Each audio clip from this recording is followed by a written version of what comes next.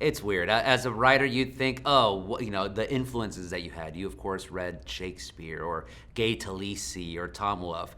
I always tell people my biggest influences in my life: the Beatles, The Simpsons, Howard Stern, Mad Magazine.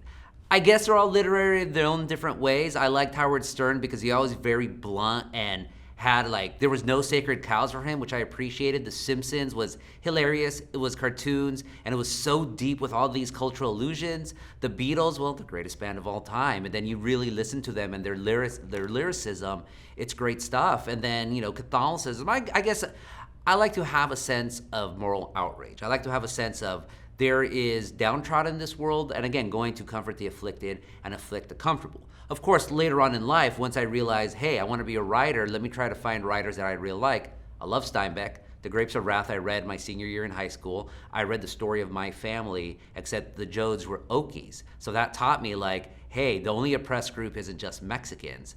It could also be white people as well. It could be anyone. It's just all about circumstances.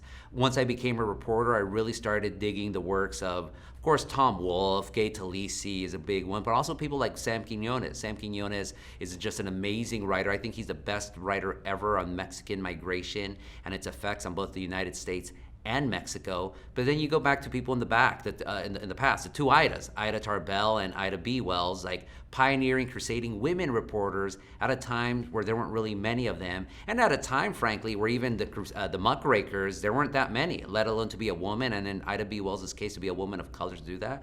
I still to this day, I draw a lot of inspiration in their courage. Nellie Bly, another one. It's funny because I remember reading about Nellie Bly in elementary school, years before I decided I wanted to be a reporter, and just thought, she's really cool. She beat Jules Verne's she beat Phineas Fogg Around the World in 80 Days, and she did something about an insane asylum in New York. So and then as the years go on, I just find more and more people who I try to emulate their courage and their drive and their sort of curiosity with the world, if not necessarily their literary style. That I've always just tried to create my own thing. People say, it's funny, today someone on Instagram, they called me, instead of Jonathan Gold, the late LA Times food critic and a friend of mine, they called me Juanathan Gold. And I laughed. I laughed. That was very clever, but I'm like, you know what? Jonathan's Jonathan. I have to be me, and I want to be me.